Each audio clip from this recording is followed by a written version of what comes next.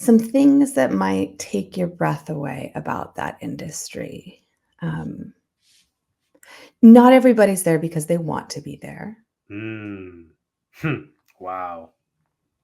So some people are in financially dire situations, Mm. and it is viable to make a living from that. And if your socioeconomic status, if the uh, best option you have for survival is selling sex, there's not a lot of choice involved in that.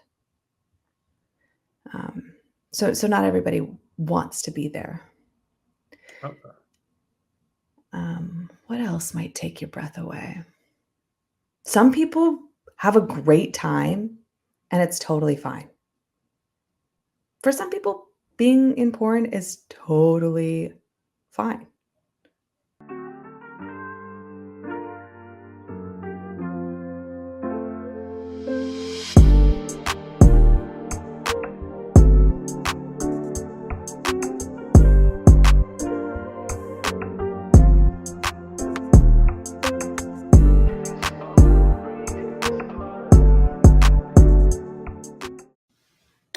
What's up, y'all? So, look, let me just go ahead and keep it short with you. Did you know that as of 2024, the United States has a literacy problem? 21% of adults cannot read, and 54% of them have been recorded and it has been documented read below a sixth grade level. That is a catastrophe. But that's where I step in. Now, I'm not going to teach the grown folks how to read and write. However, PSA, the Ghostwriting Solution, has now a new package. It's called the Literacy Liftoff, and it caters to 9th through 12th graders who struggle with reading, writing, and comprehension. This new tutoring service will offer vocabulary skills, teaching students how to literally write from the bottom, literally teaching them how to do an introduction paragraph, how to do a hook, how to do a conclusion, how to add a little razzle dazzle, and how to add their own personal touch to it. Okay. Now, you know what you're saying. Well, Izzy, that's what they go to school for. Absolutely. But as an ex-teacher, the teachers just don't have time. So this program has 3 different packages from 3 different sets of hours that you can take. So if you're an AP, a principal, the student who needs help, the parent of the student, or you just know somebody who needs the help. If you're in the Houston area, you can get in-person tutorials. But if you are not in Houston, there are also virtual options offered as well. So hit me up at my email, theprodigyperspective@gmail.com, and or psathepodcast.com, and we will hook you up.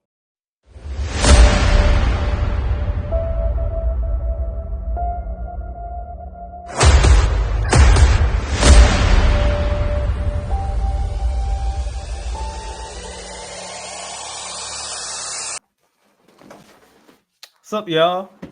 All right, so we are back again with the series going strong. I'm glad y'all are enjoying it so far, and yeah.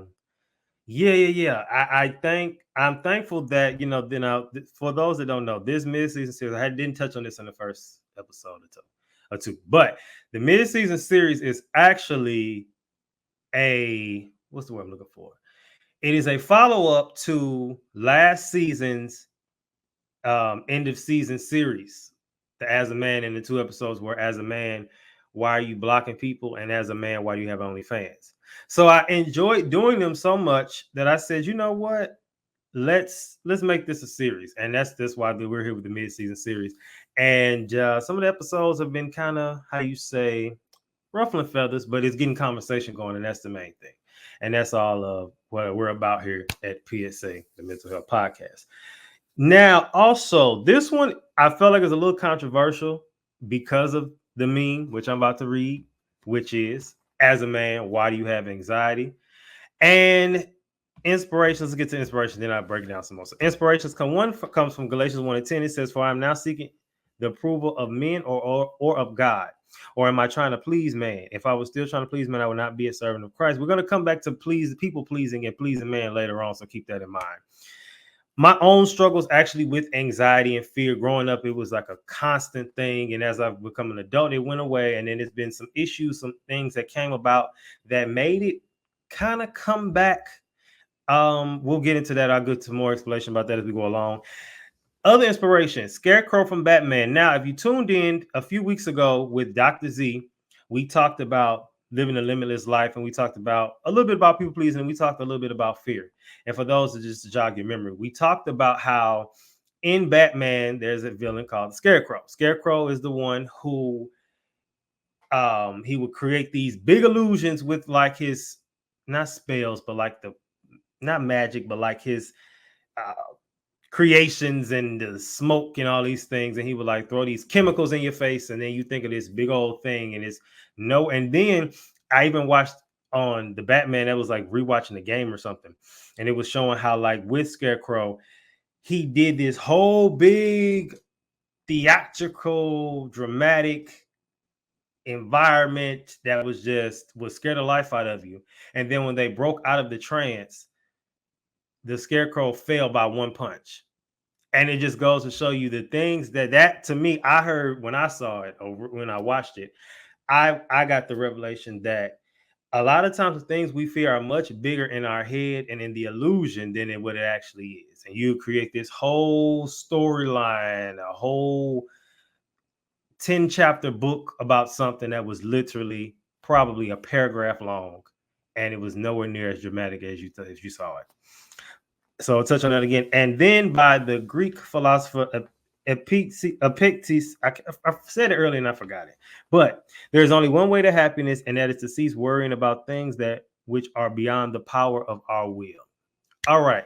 So little rant over. Let's get into my first segment for today, which is the happy hour. Now, two things I want to talk about. And one of them, and both of them had some form of anxiety. So the first situation is a quick little reminisce here. So I went to this event, and it was for my friend's birthday, and we were getting all ready to go, and we left. We all were in separate cars. I actually had to go home first. I forgot why I had to go home, but I had to go home. So I get home, and then I head to the place. Now I get to the place, and I'm, for lack of better words, the place was ghetto. This is all what it was. It was ghetto. And I was looking around, and I'm like, I don't know if I should be here. So as I'm looking around, I'm looking for places to park. The area was already sketch in itself. So I'm looking for places to park. And I then look over to my right at the time, and I see this guy going through the cars. He's like walking through, and he's just like looking around like this. So when I saw that, I drove home because I already had my car broken into at that point 2 weeks prior. I said, I can't afford this again. So did my anxiety at the not my anxiety, I'm not taking ownership of that. Did anxiety get the best of me in that moment? Maybe, probably. Do you blame me? Honestly, you watching? No, you don't. Because if that would have happened to you 2 weeks prior, you probably would have did the same thing. I saw on Instagram they had a great time, but I saw her earlier, so that was enough of that. Second place, don't want nobody to question like where you be going, because you be going to some interesting places. But I left the barbershop. Normal, right? I come out of the barbershop, and my barber's on the 8th floor. So me and this other guy were on the elevator, and he was on the phone. And so we both going out. And at this time, we're both walking out, and I'm walking behind him. We're just walking, but we're going the same way. He was on the phone. I don't know if he got paranoid or what. So I'm walking behind him, and he like turns a certain way. And he angles himself a certain way.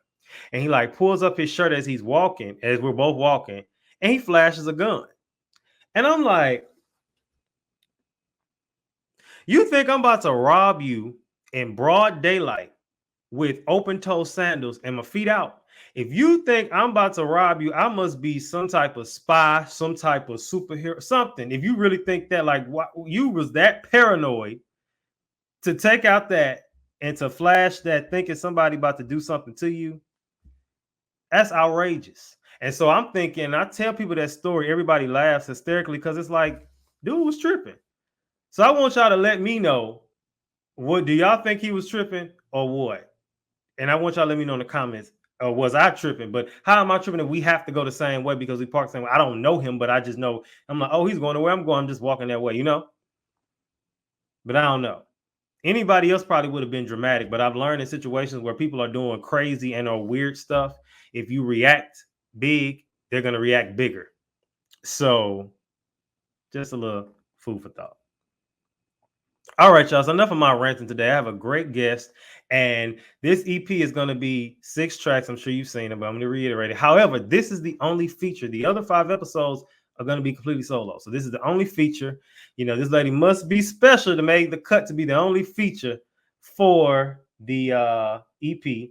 And it's a topic that we've discussed different times before and in different ways. But this one, I think, is going to be great to pick the brain of a specialist. So let me go ahead and introduce my amazing guest.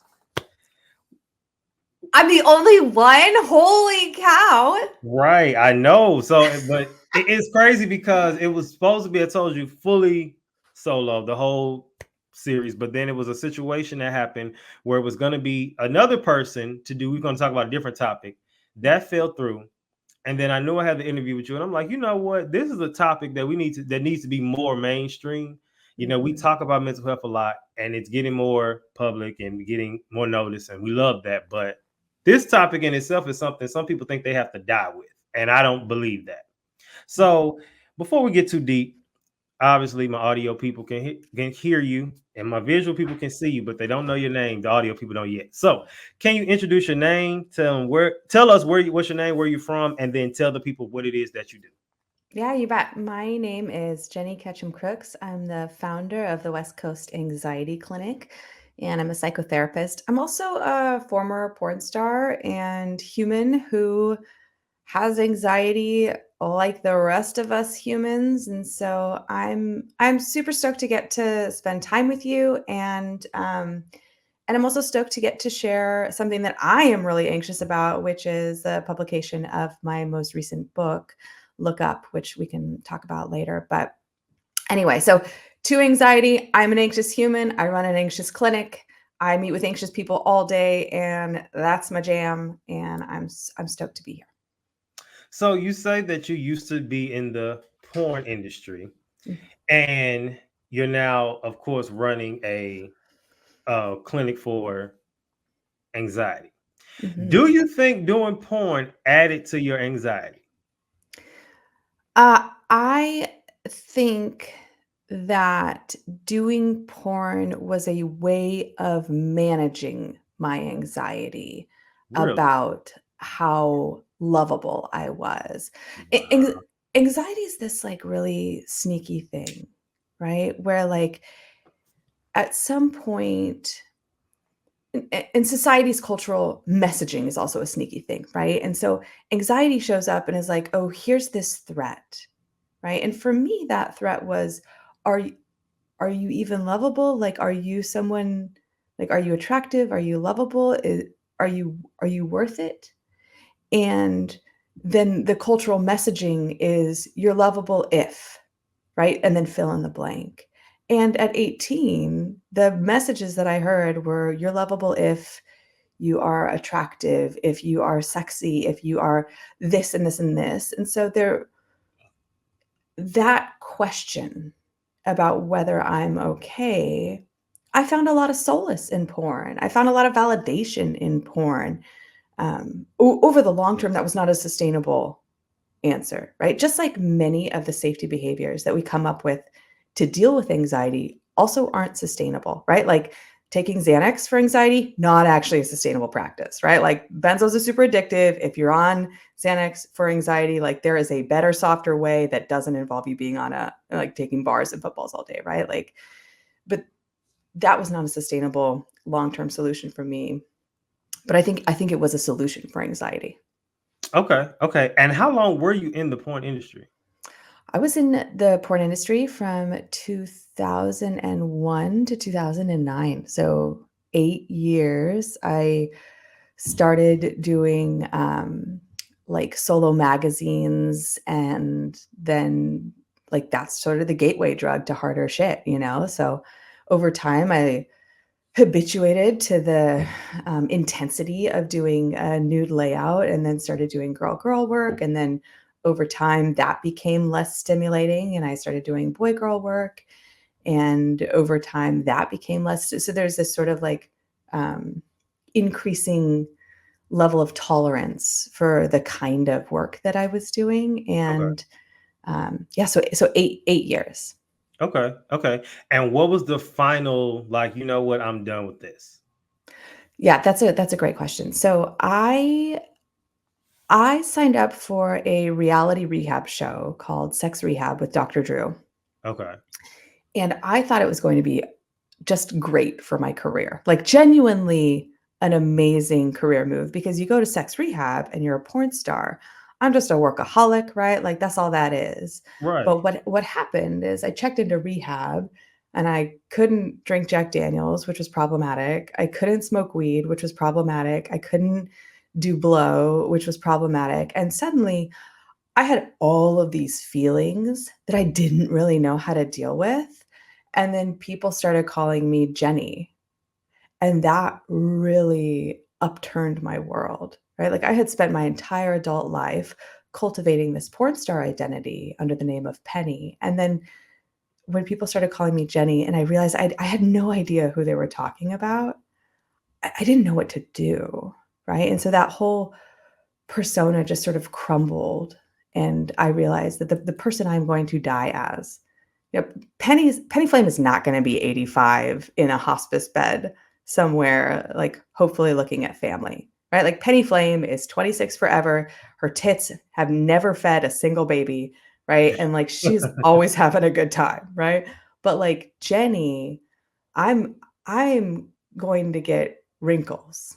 I am going to have gray hair and, like, age, and I am going to, get a little soft in my stomach, right? And and there was this moment of recognition where it's like, I have no idea who that person is.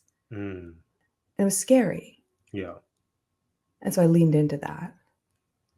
Like, I wanna see who that girl is. Definitely, definitely. Okay, so we starting off good already. Okay, good. Now we're gonna get back into that because I'm not letting it go. We have more to ask. But before we dive all the way in, now could you share to your listeners what motivated you to write Look Up the 30-Day Path to Digital Minimalism and Real Life Maximalism? I love the wordplay, by the way. Thank you. Yeah, I work with a lot of clients. I work predominantly with clients who are anxious, and I started seeing a lot of people using their smartphones as a way of dipping out of feeling anxious or feeling bored, and then feeling anxious about feeling bored, right? Like smartphones have become this escape hatch. I was like, "Oh, that's a weird thing that my clients are doing," and it didn't really. It's like whatever. Like I worked it into treatment plans. We like do reduction there, but then what happened is it was Super Bowl 2019. So Pats, God, who were they playing? I don't even like the Patriots. I only remember the Patriots because I'm a Raiders fan and I fuck the Patriots, right? But like, that's a different thing. And that's that. Anyway, so Super Bowl 2019, we have people over, and I have my daughter, Elsie, who is just starting to walk. She's sort of like shuffling along table edges, right? And so Super Bowl's going, there's livelihood and there's noise. Elsie's like shuffling along the table. And you know how sometimes you get those thoughts that are like really interesting and you're like, "Oh, I've got to know this Yeah. immediately. Like I must have this answer immediately." And the thought that showed up was, what is Snooki from Jersey Shore doing? Right? Like clearly the most important thought that has entered my brain all day, and answers must be had immediately. And if I do Right. not answer this question, surely something terrible will happen.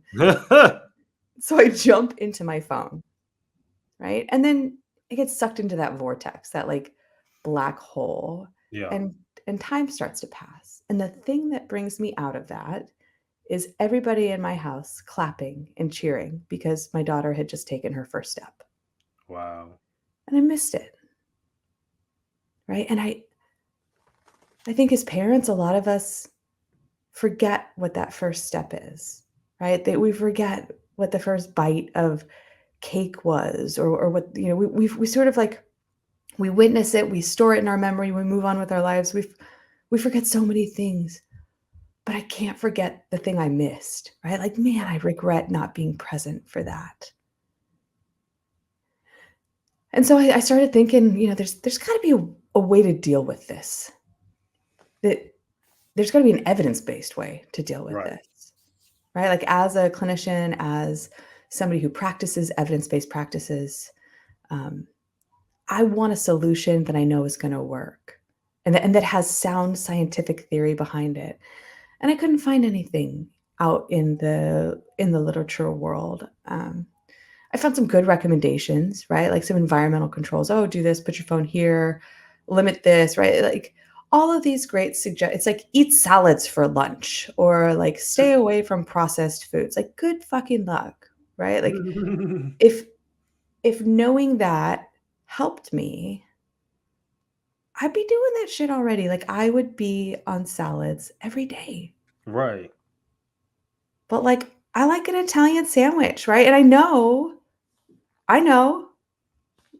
right? So I needed something that was more structured. And I couldn't find it. And then I thought, well, why don't I make it actually started as like a 8-week course. And I thought I'd just make a course. And then as I started to flesh it out, I started to think about access and how if this is a course, it's actually going to be a pretty limited thing that people can take, right? Like Right. only so many people are going to have the time to do this. And then I thought, well, why don't I turn this into a book? And so now, Look Up is it's a structured 30-day challenge to help you get unstuck from your phone, and it's grounded in scientific research, and it's not about deprivation or getting rid of your phone or um, like becoming some analog Buddhist monk who doesn't get online for anything and tolerates the distress of not knowing what Snooki's doing, right? Like Exactly. that's not it, right? So Yeah. it's about figuring out how to make this thing that is in our lives work in our lives in a way that's meaningful. Okay. Okay. Definitely. Okay. So now, before we get even further, I always have to ask my guests about a few words that we'll talk about and a few words that'll like probably come up throughout the course of the conversation. And then I ask their first impression of the word, and there's no right or wrong answer. All right. I love Okay. games like this. Take me there, Izzy. Okay. So when you hear the word anxiety, what's the first thing that comes to mind? Yep. When you hear the word overwhelmed, Yeah. and when you hear the word rest. Okay.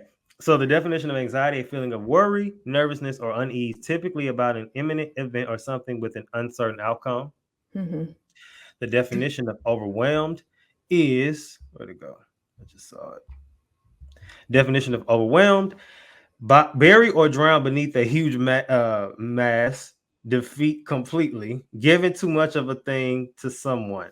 And then rest: cease to work or movement in order to relax, refresh oneself, or recover strength. I like that part about rest, the whole recover strength, because people don't think, when they think about rest, they'll think like, oh, I'll rest when I'm dead, and not realize that you that's when you recover, and that's when you get your energy back. And so if you don't get the rest you need, a lot of people, this generation prioritizes like doing that later, you're gonna look a lot older faster too. So everything doesn't need surgery. Sometimes you just might need to go to sleep.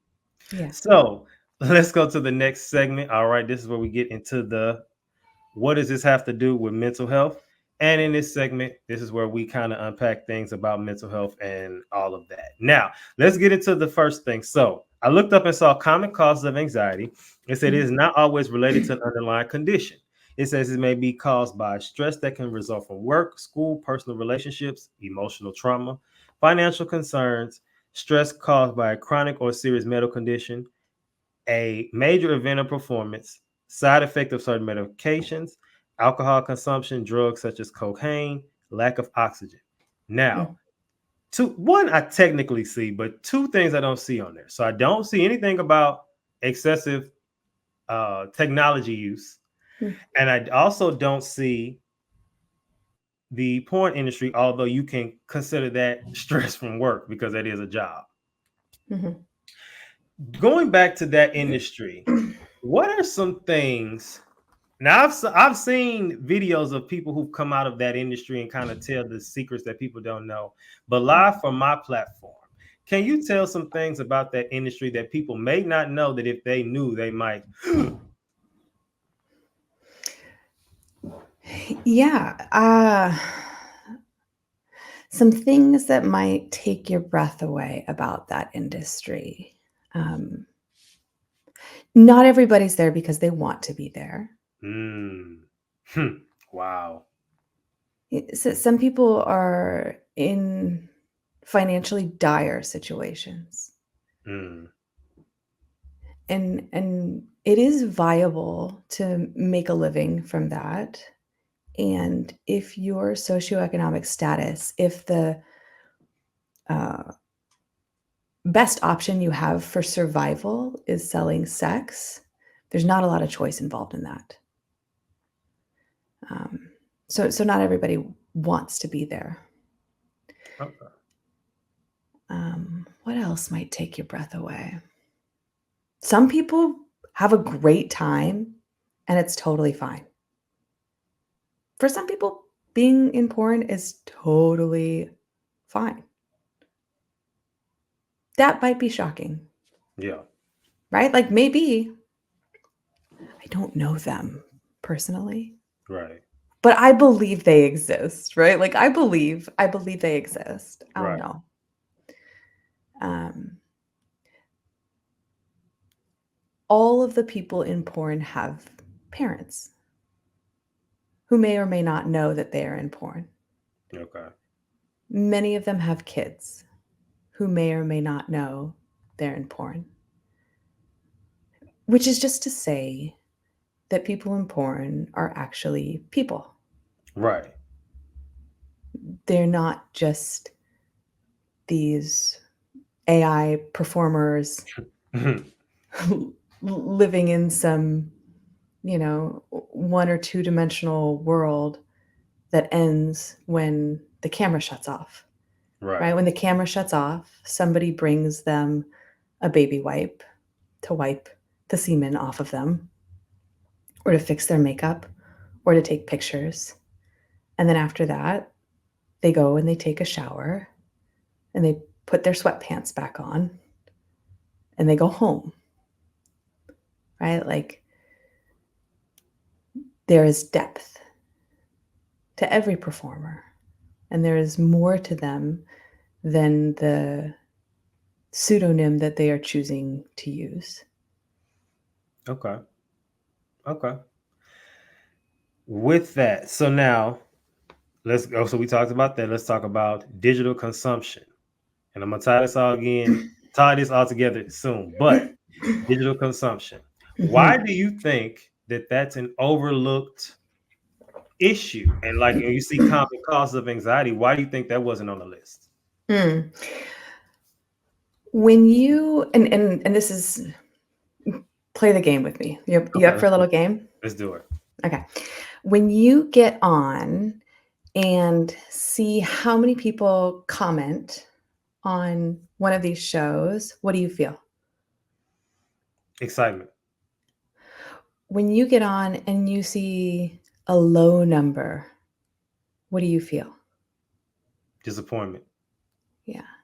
When you don't know how many people have commented or who are watching or what they think, what do you feel? Anxious. As fuck, right? Like Yeah. what is going on out there, Right. right?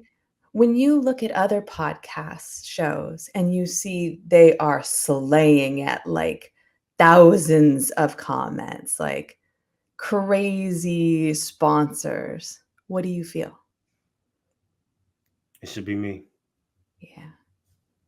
Yeah. When you look at like somebody who isn't doing as well as you, what do you feel? I'm not necessarily. I feel like they'll get there eventually. That's how I feel like. It'll take a minute. Yeah. Yeah. A little hopeful. Yeah. Hopeful for them. Yeah, that's generous. When you get online and you see, I can only see your head, so I don't know how fit you are, but like when you see somebody who is like sculpted and like yoked and fit, how do you feel? Getting there. Yeah. You're like, okay, but I still got a little way to go. Yeah. Yeah, right. Like, notice how easy it is to compare. Hmm.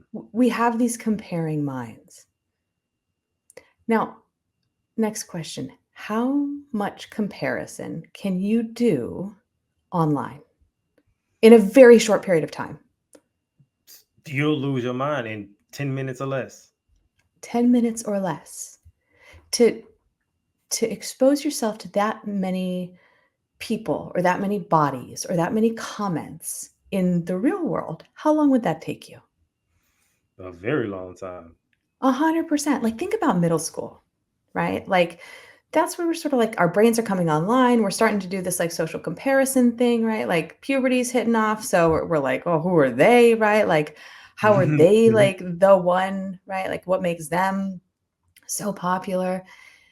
Like, when I went to middle school and we didn't have my age myself, right? Like, I'm 41. So like we didn't have this, right? Like I had to like walk through the halls and learn about people. I had to like there was this girl, Eliza. She used to wear Victoria's Secret's Pear Glass.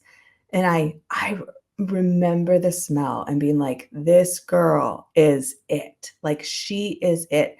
I knew how she smelled. Her hair was so silky and gorgeous, right? Like she was so fly. And I was like, oh, I just want to be her, right? I like studied her moves.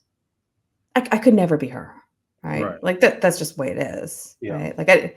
My mom wasn't about to buy me Victoria's Secrets anything, right? Let Yeah. alone some like smelly perfume. But like I couldn't be her. But it took me a year of watching her to be like, okay, these are the things I need. And then it was really inelegant, the like solutions that I came up with. I clearly need some sort of fragrance, right? That like I need to be known by my scent, and I need much darker, straighter hair. Like that's about as far as I got in terms of my assessments. Like, okay, these are the things that are consistent about her. But you get on social media, you can make those sort of judgment calls in less than 10 minutes. Yeah. There's an impact there, right? Because what if you can't do that? What if you can't access that? What if you can't be that right away? Right? Like over the course of a year, you have time to process that grief. I will never be her. Ever. Right? But like you just get hit with that, and then you get hit with the next person who's better than you, and the next person, and the next person, and the next person, right? And so back to that definition of overwhelmed. It just piles content, comparison. More. You're never enough. You're never going to be good enough. There's nothing you can do that will ever get you there. You need to lose another percentage, another half a percentage of body fat, just one more. You're so close. If you just work a little bit harder, if you just do a little bit more, if you just get a few more comments, if you get on and post one more time, right? Like you start to feel that pressure building. There's an impact. There's a like that fucks you up, right? Yeah. No, for real. Like you have to have solid boundaries to do this work long term. How do you manage it? Like, how do you manage all of the comparing mind that gets activated? So for me, I'll find myself like I can catch myself. I definitely have to. I'm very big with praying, and of course having my declarations, my affirmations just in place, just in case it does happen. It's nowhere near like it used to be. It was a time where it was unbearable. And I still believe in, even if you have it completely managed, I'm still an advocate for saying you still need to take a break from social media, just because you just never know. You could see something that could trigger something, and it could just like you could go back, spiral backwards. And for anybody that may happen to, I want to let you know today, if it does happen, it's okay. Even if they sell people who are trying to get off of drugs and alcohol, that you probably will relapse at one point. And it's okay, because that's just it's just what it is. When you've been doing something for so long, you can't just stop it completely. And I'm an advocate for healthy replacements as well. And of course, we may get into that a little later too. Now, you've written this book. Well, hold on, real quick. Hold on, before we go on. What I want to point out is that the things that you're pointing to that have helped you are mindfulness, right? Like you attend to when it's starting to get to you. You attend to the impact. You notice that you have that present moment awareness where you're like, okay, like this is, I'm here, this is what I'm doing, right? So like being able to be here even when it's hard is such a skill, Yeah. right? And that's something this book will help you cultivate. Your values so clear as you're sharing your strategies for like managing your life as like an online person, right? Right. Like you're clearly connected to your faith. That's what I hear when you talk about prayer, right? Affirmations, like clearly you want to feel good about yourself. You want to believe in yourself. You want to have that sense of confidence and like self-compassion, right? Like I hear that in this like, no, I set my intention, I have my affirmations, I do my prayers. There's a clear identification of values, right? And then you go towards them. That is such a skill. That is psychological flexibility at its finest, Oh, right? And that is something that lets you move forward in very difficult times, in a very difficult context. And then to that point of relapsing and disorders being relapsing disorders, right? Our brain packages things together, right? And for a lot of us, the solutions that we come up with get packaged into some of the suffering that we have, right? So like when I have that suffering inside of me that's like, oh, am I lovable? Because that doesn't go away, right. right? Like that there's no delete button in me. Like I can't just scrub my insides and get rid of that fear that I'm not lovable. Like, but when I feel that pull, I find myself wanting to do things. I have that urge to do something that proves I'm lovable. So I'll feel like, oh, I got to get on and check. I got to check my social media. Like, oh, do I have any like, did somebody like this? Right? Like, did they look? Did they say, yes, I did good? Right? And that's what makes it a relapsing disorder, not that somebody has failed. Right. And so, to your point about like, it's okay, it's part of it. Like, just come on back, give yourself a break. I love that. Right. Because this is part of it. This was your solution for a long time, whether it was Right. drugs, whether it was alcohol, whether it's social media, right? There's something inside you that is showing up, and that was a solution. And just because it was a solution once, and just because you've gone back to it, doesn't mean you have to keep doing it, right? You Right. can always change your behavior. So, um, yeah, I love the invitation to be gentle with Yeah. yourself, and that's really what I'm hearing, and what you're saying. Thank you. Thank you. Thank you so much. I didn't even realize it was, I like that you said psychological flexibility. I'm going to use that. I got to use that in the description. But I think that is interesting because a lot of people don't give themselves that grace, but we live in a world that's so critical and nobody deserves grace. And it's like, I even noticed how they call Amber Rose of all people, and it was like an interview. They call her on the streets, and they talked to her, and they was asking her about just who she was voting for and why did she think the way she does. And she made a comment, and they was like, "Well, what is up with the slut walk that she used to do in LA?" And her response was, "That's old. I don't do that anymore. That was an old version of me." And also, I like the comment. She said there are other ways to encourage women without having to do that. Mhm. So staying on that before I go to the next comment about your book that I'm gonna have to get.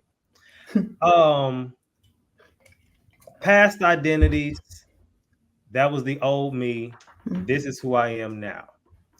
What would be your, because it looks to be you are at a stable place in life, you have a family of solid foundation from what it seems. Mhm. So, what would be your advice to somebody who would say, I'm coming out of an old lifestyle, an old way of life that wasn't who I am. I had that moment that you had on sex rehab where you said, that's not me. This is not it. It's like I got hit in the head and woke up and realized who it is that I was made to be, who God made me, who I am for real. Mhm. What would be your advice to someone who may be in that middle place of they're struggling to go to the person that they are and leaving behind the old? Mhm. I think it is important to keep in mind that you are not the things you do, That's good. That's great. That's great. right? Because like if if those things are laminated together, if those things are inseparable, then you can't ever change, right? But like, I am still the same person I was when I was Penny Flame. I'm just doing some new shit. Right, I'm doing it good too, right? Like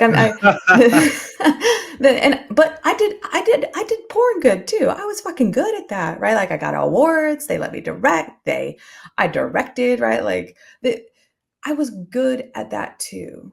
But the behaviors of doing porn, of drinking, of using, it didn't fulfill me. Yeah, yeah. It wasn't nourishing, right? But like the things that drew me to porn, this like deep yearning for connection, a desire to teach and to like lean into intimacy and to adventure and explore, like those values, those are the threads that like weave through the tapestry of my life, right? Like that's consistent in me. But the things I'm doing are different, right? Like Yeah. I don't sell sex anymore. But I do provide people who are struggling with intimacy issues and with sex, I can give them great counsel because of that incredible experience. Right? I don't have to turn away from anything I did in my life. But that behavior isn't serving me anymore, so I changed it.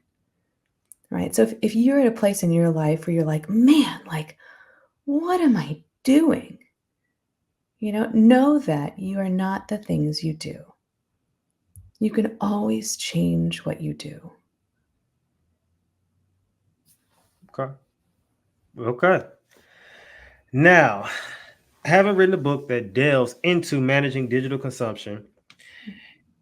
What was a moment or an experience in your life that made you say, I need to minimalize my digital consumption? What was that moment where you said, this is it? Now I know it was the steps. You missing the Mhm, steps and the mhm. whole Snooki thing.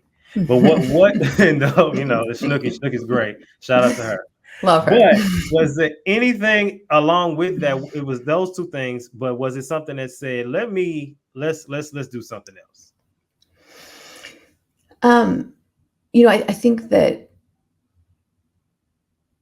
there are a variety of moments in my life that continue to crop up that remind me that this is something that will continue to pull me back in, right? Because realistically, it's not like alcohol. My sobriety date is January 21st, 2012, right? Like I haven't used any alcohol or I haven't used weed or coke since April 8th of 2009, right? Like Okay. not probably the night I probably got high on the way to rehab. That sounds right. But anyway, the point being that like um, you can stop using substances, right? But like digital media, right? Like your smartphone, that's in your life. It is unrealistic for me to say I'm going to go out and get uh, a dumb phone or a flip phone or like just frankly, right? Like no is the answer. Right. Fucking no, right? Like I got a kid in daycare. I want to get updates through my app. I want to see pictures, right? Like I got email on there. Like there's a functional amount of this evil in my life. In the same way that like overeating, right? Like we have to learn to have a healthy relationship with food, right? And so like what I see in my life is that it keeps popping up in these really curious times, in these really curious ways. It's insidious, Mhm, mhm. right? Like the pull into this beautiful shiny rectangle. It is so powerful, right? And I continue to see that in my life in these really quiet ways, right? Like I'll walk through the kitchen and I'll find myself like flipping over my phone just to like tap and see, did something happen here, right? Just that little dopamine hit. Or like I'll show up.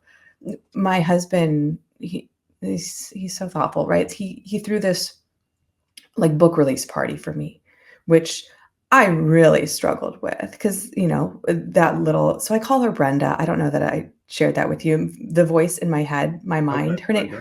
Her name's Brenda. She is a little bit of an unhelpful secretary. She is kind of like all up in my business all the time. She misfiles things. She's deeply concerned about how lovable I am and whether or not I'm making mistakes, right? Like Brenda cares and Brenda's a little bit extra, but I have a lot of narratives in my head that are like, you don't deserve this, you don't deserve success, you don't blah, blah, blah, right? Like she's fucking busy, right? So, darling husband, he decides to throw a surprise book release party because he knows I'm not about to like trumpet myself like that. Like I really struggle to be like, oh, look at us, right? Like we're doing okay, right? Like it's cutesy here, but like I fucking really struggle with this genuinely, right? Yeah. And so like it shows up at this book party where I'm like, oh, maybe I'll just check my phone real quick. But like literally everybody who would text me is at that party, Okay. So it's like, well, what am I trying to get away from, right? Like I notice that like anytime something shows up in me that makes me uncomfortable, it's just a really easy go-to, which just reinforces that idea that I need to be using something like the skills that I teach in this book in my own life, right? Like, even as an anxiety specialist, I am susceptible to this. It sucks me in. It is challenging to manage, and it is manageable if you have the skills to do so, if you have that psychological flexibility that we talked a little bit about earlier. Yeah. Okay. Okay. Now let me ask this, and this is for somebody watching. Hmm. Is it possible to overcome anxiety completely? Yeah, I will lobotomize you and you will not be anxious anymore. You will not be functional either, right? But like you won't feel real anxious. Look, we are human beings, Right. right? Like evolution has designed us to feel anxious. I think about anxiety a lot like this, right? Um, so you and me are in our hut. I guess, yeah, our grandparents, our Okay. grandparents are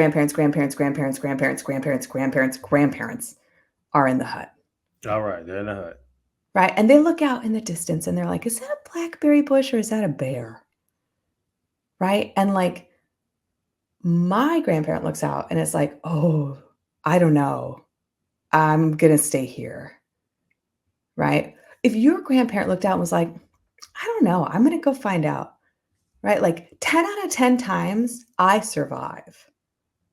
There's going to be a time where your grandparent goes out there and it's a fucking bear, right? And so, like, we have been selected for that, right? We're never going to get rid of anxiety. It is a functional emotion.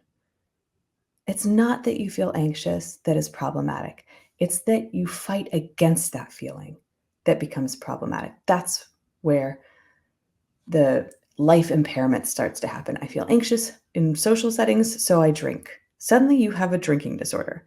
I feel anxious about talking to my boss, so I don't talk to my boss. Suddenly you have social anxiety and like you can't climb up the job ranks, right? I Right. feel anxious around my kids, so I look at my phone all day. Suddenly you're like not an engaged parent, right? Like it's not that you feel anxious. Anxiety is a flag for something you care about, Mm. right? So like you learn to listen to it, you learn to harness it, and like even invite it in. Come on in. How anxious can I feel? Right? Like, let's see. What can I learn from this? Like, what's it trying to teach me? Right? So we don't want to get rid of anxiety. I don't want to lobotomize you. My insurance doesn't even cover that. Okay. I will No, get sued if I try to lobotomize somebody again. I mean, at all. no, for real. That's funny. And I think that there is such thing as a good anxious. Like if you're anxious about getting ready to have a speaking engagement, or you're about to, Yes. go to celebrate yourself at your book release party, you like anxious in a like good way, you know. And I do believe that we live in a world, unfortunately, with the music, with some of these TV shows, with some of Mhm. these movies, even that glorify anxiety from the bad way, which Mhm. is the my life, the emo kid. My life is like a black abyss, and it's like they glorify sometimes that and suicide and depression. And it's like from that angle, I think is terrible, because then it's like, well, I have to deal with anxiety, but I have to be like, you remember that old school smoking commercial, and they really bombarded our generation, the millennial generation, with not smoking. And they really had those commercials that showed you like, this is how you look when you smoke. And it was a picture of a girl. She was like flattened and she was on the couch sunken in. And they said, this is what happens when you smoke. I think that that's how they make, that's how they should do anxiety and depression. That's how they should make commercials like that, to show the dangers of that, versus showing it to where it's like glorified, or the songs even promote popping pills and doing drugs and all of that. And I like how recently one of my friends, she even said she took a break from alcohol. And she said she noticed that she drank because she was socially awkward. And now it's forced her to talk to people more, and she's actually enjoying being the sober one now. Yeah. So I like how you said it's showing us something we need to lean into versus trying to run from. And then also, I just got to keep it frank with y'all too, my audience. The more when you run to it, you get it out the way. So instead of running from it, you keep prolonging it. You run to it, let's just get it out the way, because you got to deal with it either way. Run with it. Right. Run with it, right? Like your friend, she was like, okay, I'm awkward. I'm anxious about this. I'm going to be awkward and anxious as I talk to people. Right? Like that anxiety, that's just a flag that you care about connection. That's all social anxiety is, right? You got social anxiety, you must deeply care about connecting with people. That's what that tells me. Okay. Right? You got performance anxiety, you must deeply care about the performance that you're about to give, or about being competent.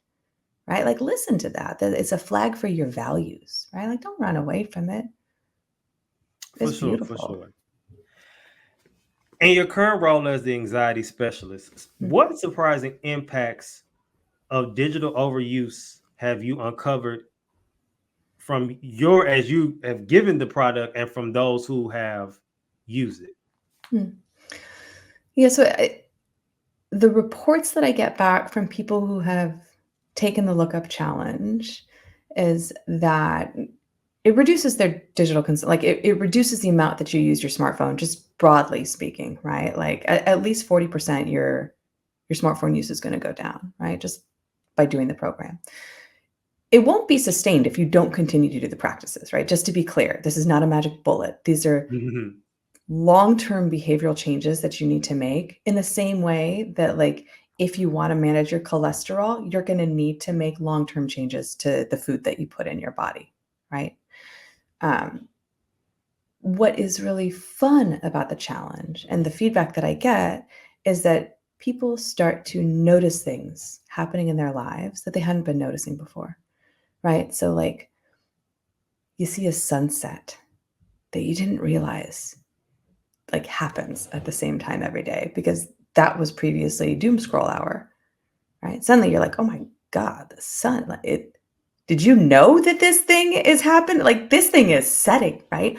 Or like you hear like birds as you're sitting at the bus stop waiting for your bus, right? Instead of like being in the phone and not having any attention, right? So that it has this way of helping you tune in to these really subtle, brilliant life moments that are happening in the right now. It also clarifies your values for you. Almost every single day in this challenge, I invite you to clarify what it is that you're there for, right? Like what are the north stars in your sky? What are you moving toward? Right? Because like it can't just be about like reducing your phone use. That's like, so what? Right? Like, so what? So you use your phone less. What are you going to like, then what? So now you got 4 more hours back in your day. What are you going to do with it? Right? And so clarifying your values and then having your life get big again. Right? So improved connection, better sex with your partner, right? Like it opens the door to all of these really meaningful activities if you take it on. And that's the feedback that I get, just sort of like globally. Okay. All right. Sounds good. Okay. Now, there are a few ways in which anxiety affects young men, and each point is derived from reputable sources. So the first one, it says impact on physical health. According to the physical effects of anxiety on body systems by the Anxiety and Depression Association of America, anxiety can manifest physically in young men, leading to symptoms like muscle tension, headaches, and gastrointestinal problems, and these symptoms can significantly affect their daily function and overall health. Effects on academic and professional settings and performance and anxiety in young men, impacts on education and employment. A study published by the Journal of Psychiatry and Neuroscience, it is shown that anxiety can impair concentration, decision making, and memory. And then this is the one I really like, and we talked about this briefly before in other episodes. Interference with sleep patterns. As reported in Anxiety and Sleep, the impact of anxiety on the sleep cycle from Sleep Foundation. Anxiety can disrupt sleep patterns among young men. This distribution can lead to difficulty falling asleep, nightmares, and restless sleep, which can in turn affect cognitive function and mood stability. Now, with that, we talk briefly about with overuse of social media or just technology in general. You withdrawn from friends, you lose track of time. How many times have we been on TikTok scrolling, looking at nothing for hours and hours, and you look up, you like, dang, I was supposed to be doing this. Or, oh, it's like almost like a spirit of delay almost, and it keeps you just bound. You're thinking, okay, I was supposed to start cleaning my house. You got distracted, you're on your phone for an hour and a half, and it's just a sense of procrastination. Sleep. I did a podcast episode maybe 2-3 years back. I'm actually thinking about it, and I actually need to take the advice given in that episode. And it was talking about from a sleep specialist. And she talked about as you're winding down, you need to start removing all technology. You maybe need to be away from technology from like maybe up to an hour or so before you actually lay down. And something that is hard for me to do because sometimes I have my phone and just kind of like when I just am just dead tired, I'll go to sleep. Exactly. So just picking your brain and of course a little bit of the book, because does the book talk about sleep? Yeah, the book addresses sleep a little bit, right? There's good data on the impact both of like blue light on our brain, like it's a really activating light for whatever reason, and also the content and the stimulation, right? And so the current recommendation is that you actually have about 3 hours phone free before you go to bed. In the book, there are really specific instructions for no phone zone times, right? And one of the instructions is that your phone no longer sleeps in your bedroom, right? So if you use your phone for an alarm, say goodbye, get something new, get an old timey alarm, one of those like blinky clocks, right? Like something that you can hit, right? Like get a hatch or whatever it is that like I have one that like does this like natural sunrise. It's glorious, right? But having your phone in your room is about the same as me keeping a bottle of Jack Daniels next to my bedside or me keeping like a pile of blow next to my bedside. Like, yeah, there's a good chance I can say no to it, but like if it's there and I'm like smelling just that little bit of Jack every morning, right? And if I wake up in the middle of the night and I'm like, oh God, like weird dream, and then there it is, right? Like, God, that's just an easy reach, right? So we want the phone out of your reach so that your brain has time to make a different decision, right? Like if it's that close, your brain's just going to go on autopilot, and pretty soon you're on TikTok again and 4 hours go by and then you're like, fuck, I was supposed to be sleeping, right? Or like, fuck, this is actually like a great time for me to like fool around, like say you're in bed with your partner and like what you're doing is scrolling TikTok and your partner's like, but I'm trying to like do some sexy time, right? Like you're going to miss that bid for affection, right? So like even outside of sleep, anything in the bedroom is going to be impacted, right? Because your attention isn't going to be on the stuff that's happening in the bedroom. It's going to be on the stuff that's happening in the phone. So we get the phone out of your room entirely. Okay.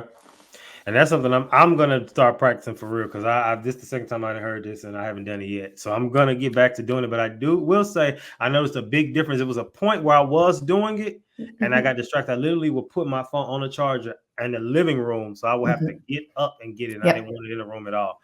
And I'm gonna have to get back to that for sure. So take the challenge. I'm telling you, right? Because you doing this, like, I'm gonna get back to that for sure. I call bullshit.